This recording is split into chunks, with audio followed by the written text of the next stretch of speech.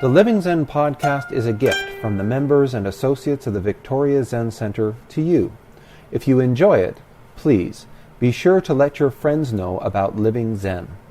If you'd like to support our community, download the Living Zen-podcast app for iPod, iPhone, and Android. One of the most meaningful ways to show your support is by becoming a part of our Sangha as an associate. Your commitment of $10 a month will ensure that offerings like the Living Zen podcast and our online e-Zendo will continue to be available around the world to everyone with an interest in truly living Zen. To become an associate, please visit our website at zenwest.ca and click on Become an Associate. Many more Zen Talks are available for purchase on iTunes and Amazon.com. Just search for Venerable Eshu Martin. These talks are also available for free on our website to all members and associates of the Victoria Zen Centre. Thank you for listening, and thank you for your support. I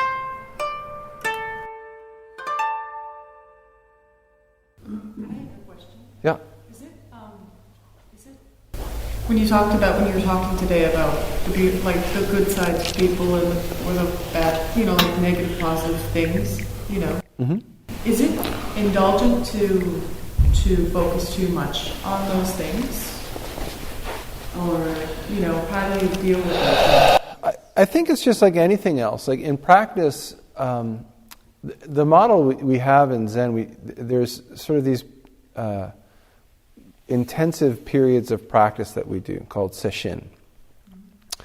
And what you find is that when you practice kind of all day for several days, the whole practice is to sort of be with what's coming up without sort of resisting anything that's arising and without sort of hanging on to anything that has arisen.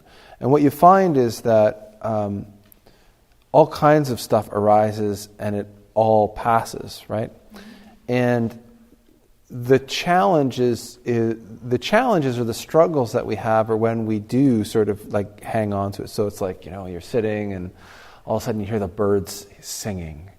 And it's like you've never heard birds singing before. And you're just like, wow, that's totally amazing. And because it's such a wonderful experience, you kind of want to stay there. But it doesn't stay, right? And then there's these other thoughts that are coming in, and then you start to sort of like kind of dig in a little bit. You're kind of like going, no, I've got to listen to the birds, right? And then you create suffering, right? And then maybe you have this realization, I'm really kind of making this into something else, and you kind of let go, and then something else comes up. And sometimes negative stuff comes up, or deep stuff, or dark stuff, or old stuff, or all kinds of stuff. And sometimes we have this reaction of like, no, this is really bad. I don't want this horrible, icky stuff to come up. And again, that causes problems too, because things that are arising tend to arise whether you want them to or not, particularly when you're engaged in a practice which is really effective at kind of diminishing distractions, right? So a lot of those distractions we have to sort of avoid this kind of stuff. And so if we start neutralizing distractions, that stuff comes up. So if trying to fight it is kind of crazy making because you're spending a lot of energy. So you let it come up. But then sometimes we have the same reaction to negative stuff that we do to that wonderful stuff, which is like, oh yeah. It's like we all sort of return to grade 9's first breakup, right? And we're like in the basement playing the same song. We're just, I need to be like this for a while, And again, we sort of get stuck. And so the practice I find is like being the needle on a record album.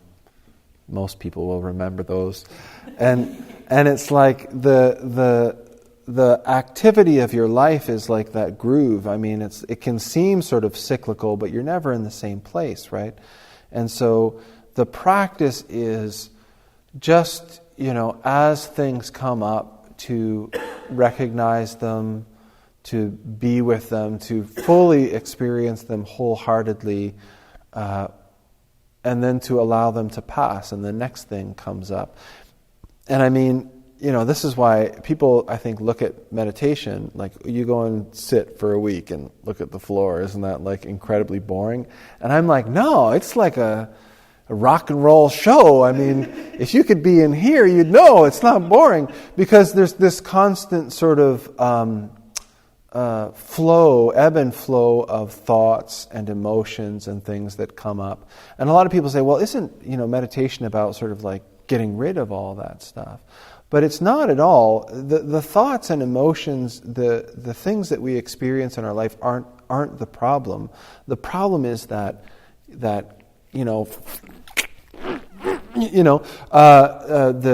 in classical Buddhism, it's called sort of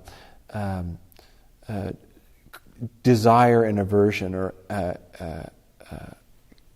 craving and sort of hate. Anyways, I don't want to get too much into the image, but this is sort of fundamental to suffering, is this way that we're constantly doing this activity of either chasing after something that we think is going to make us happy and complete us, or trying to avoid something that we think is somehow going to diminish or deplete us, right?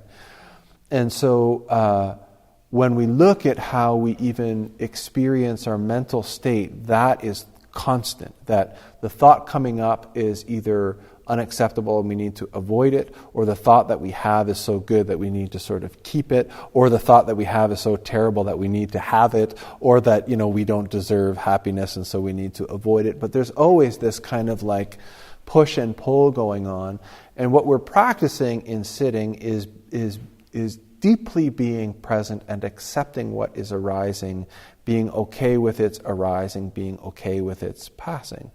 I mean, fundamentally, what you were talking about, I think it's very, just to even talk about the fact that, I've perceived this pattern.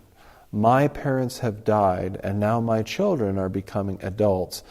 I'm the next in line to die. Like, it sounds sort of comical, and I was sort of chuckling about it, but even the acceptance of that, even on a superficial level, is quite remarkable when we think about how we actually look at our lives. We don't really take that. We don't make decisions based on that understanding of, gee, that's how things work.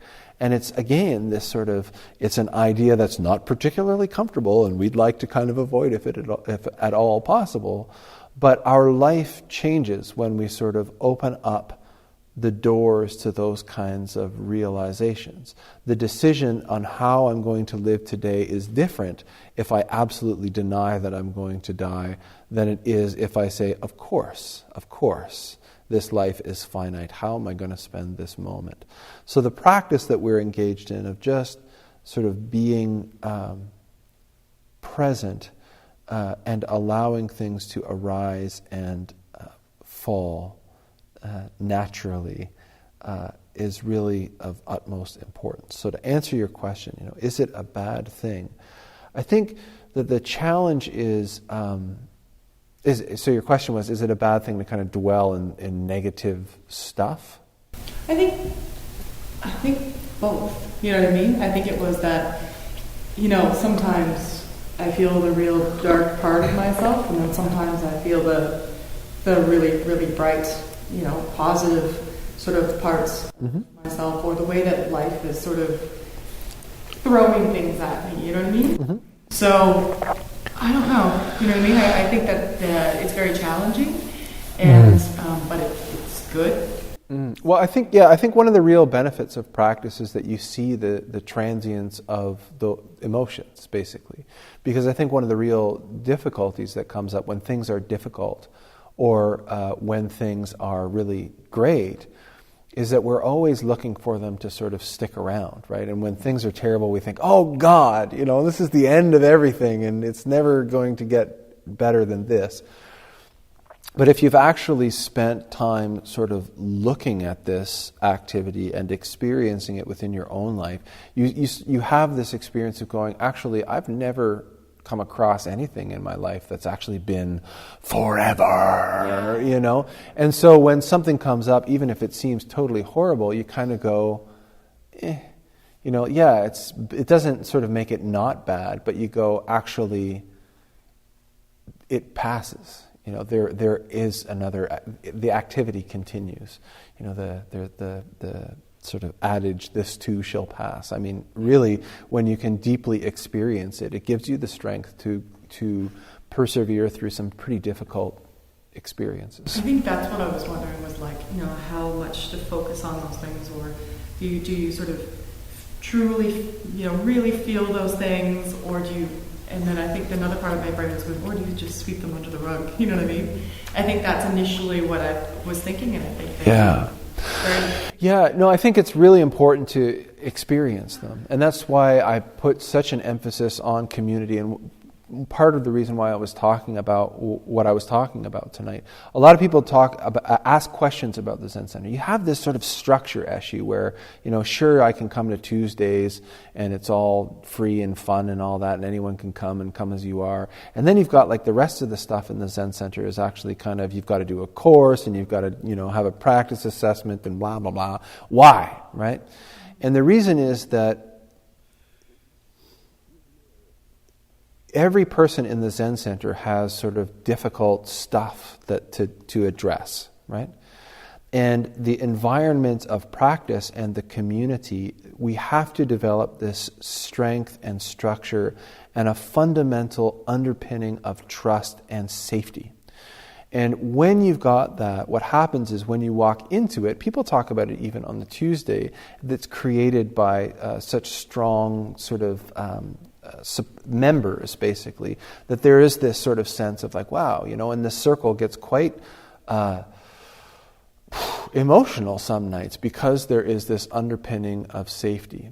And it's even more so when we get together to practice as a community in the membership. And people, because we spend longer periods of time practicing, some really difficult stuff comes up. It's quite frequent for people to be crying in the Zendo or angry, like just sort of really getting into some anger or anxiety in the Zendo.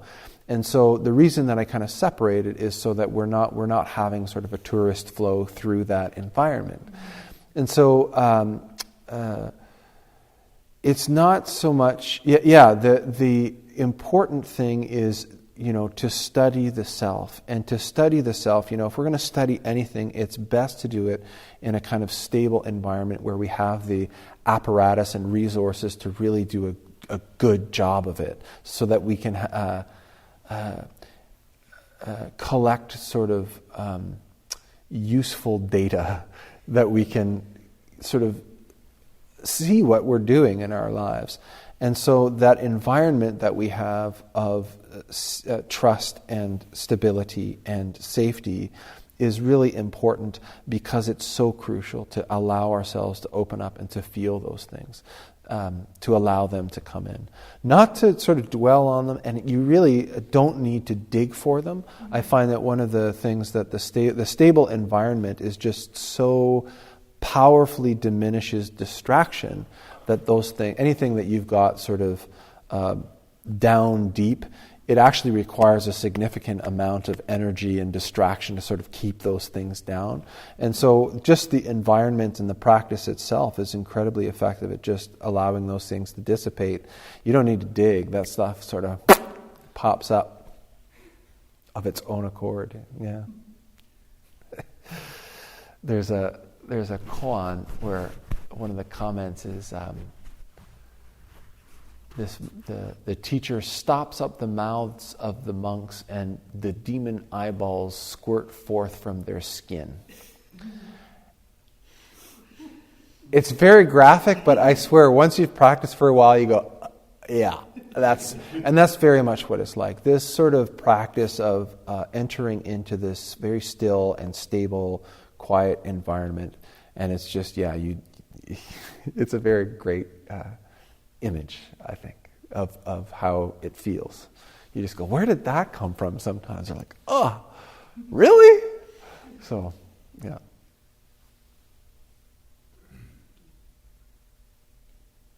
Any other questions tonight? Why do you walk so fast? Why do we walk so fast? Yeah.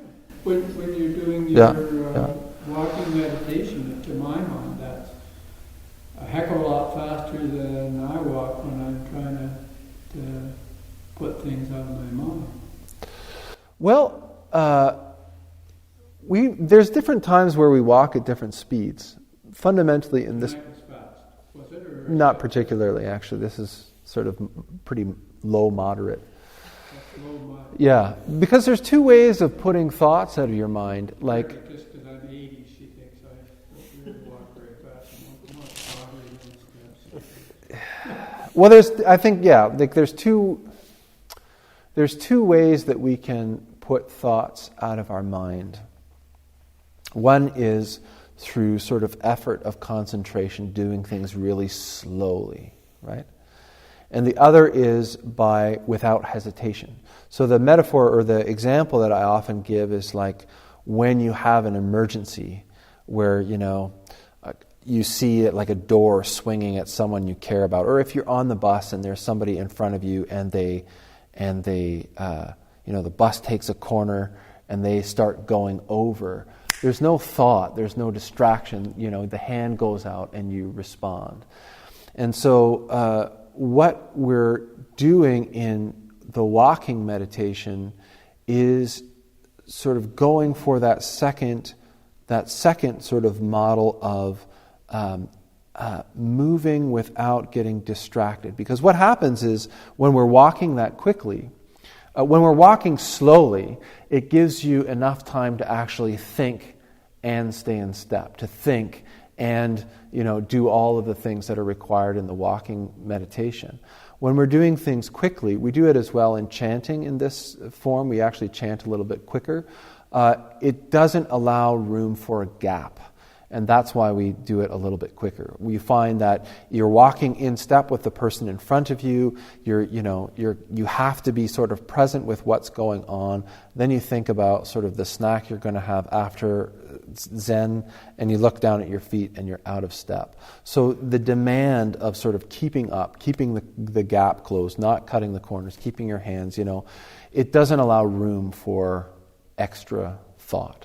So that's why we do it. Following her, I didn't have any room for extra thought. That's why. Yeah. It's really particularly in the tradition that we practice here. There's a lot of that, like where the transition from one thing to another are quite tight, and what many people sort of struggle with this. In fact, many people get angry about it. And that's a very good sort of cue, because that's why we do it, is because we're always in life looking for the place where we can sort of catch our breath, level off, get our footing. And those are all sort of areas of solidification or fixation. And so when we practice in the form, particularly, we're very gentle here in transitions, right? But in formal practice at the Zendo or during retreats, the transitions between walking meditation and sitting and meals, there's no corner. So you've just got to transition. You've got to make that transition. And the reason is that, life doesn't often offer us those corners to rest. It's that sort of like, oh, yes, you were planning to do this, but now you need to do this. And those moments where we go like, and then we sort of go, oh, okay.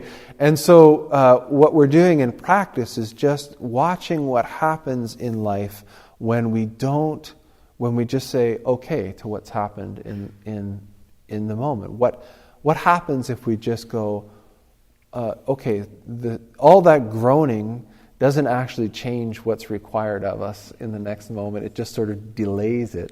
So the practice is to just go, this is what the situation requires, then manifest harmoniously with that activity. And I think what a lot of people have been talking about tonight is sort of how that directly sort of impacts or directly translates into life. You find yourself sort of not resisting. It's one of the most frustrating things for my wife in our relationship, is that she often will dig in for a battle. It's like, I know I told you we were going to do this, but now we're going to do this. And I go, okay. And she goes, oh.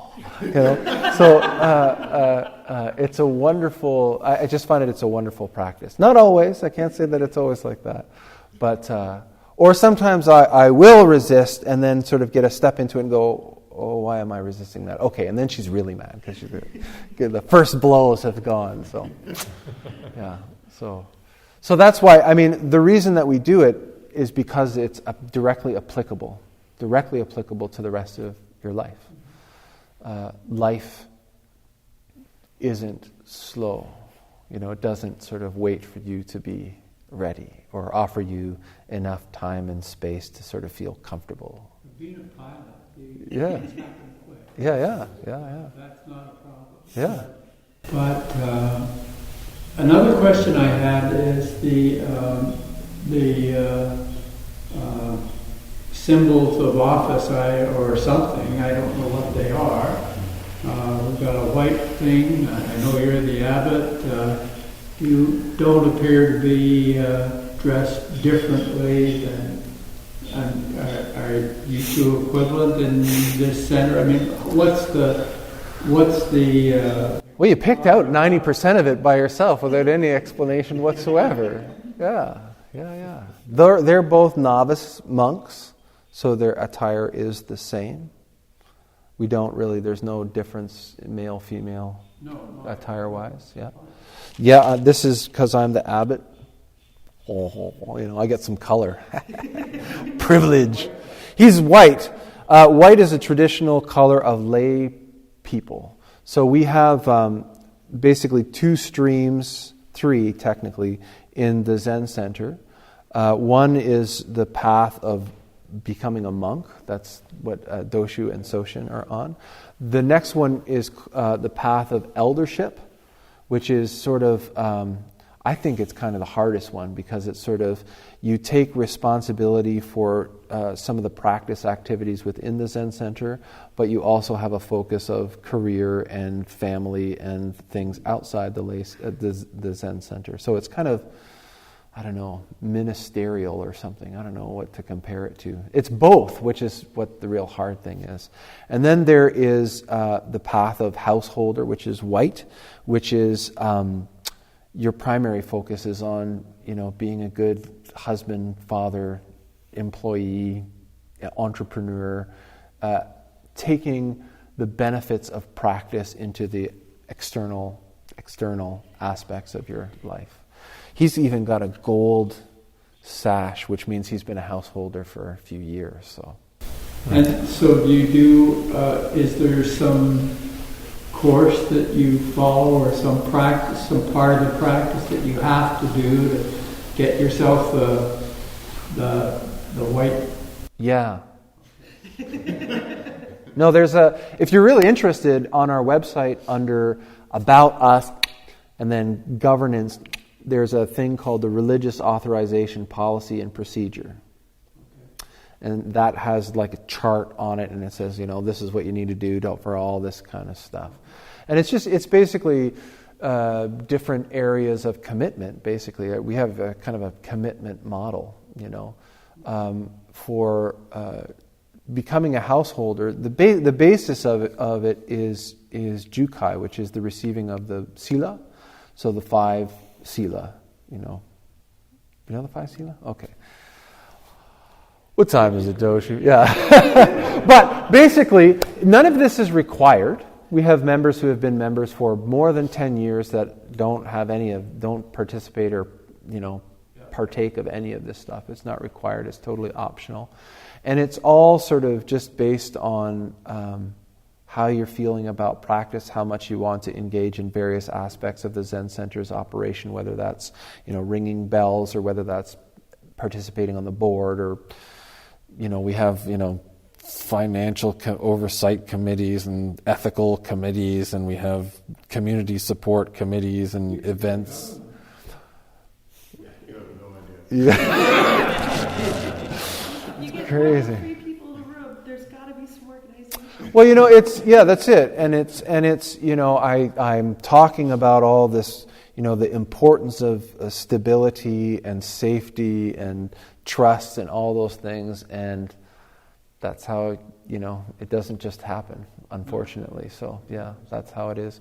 And these are just physical cues to really help people know who they're talking to and who they should be talking to, and all those kinds of things. So yeah. Okay, thank you. Very well. If you want more detail, I'm happy to. There was a whole couple of years where we had this meeting every once in a while, and all it was about was, what color should it be? So, yeah. It must have been an enjoyable meeting. Oh, they were great. They were great. Yeah. Yeah, practice opportunities. That's right, practice opportunities. Allowing unpleasant things to arise and be fully with them. Yeah. We don't just talk about that stuff, yeah. Did you get attached to the red? Is that what? I like red, but, I'm happy. Any color is good. You want bright green next week. Green. St. Patrick's Day, maybe, yeah. Thanks for listening to the Living Zen podcast. If you follow Living Zen through iTunes, I would very much appreciate it if you would take a moment to let me know what you think about it by rating or reviewing the podcast, so that new listeners can also hear what you have to say. Thank you for your time and for your support.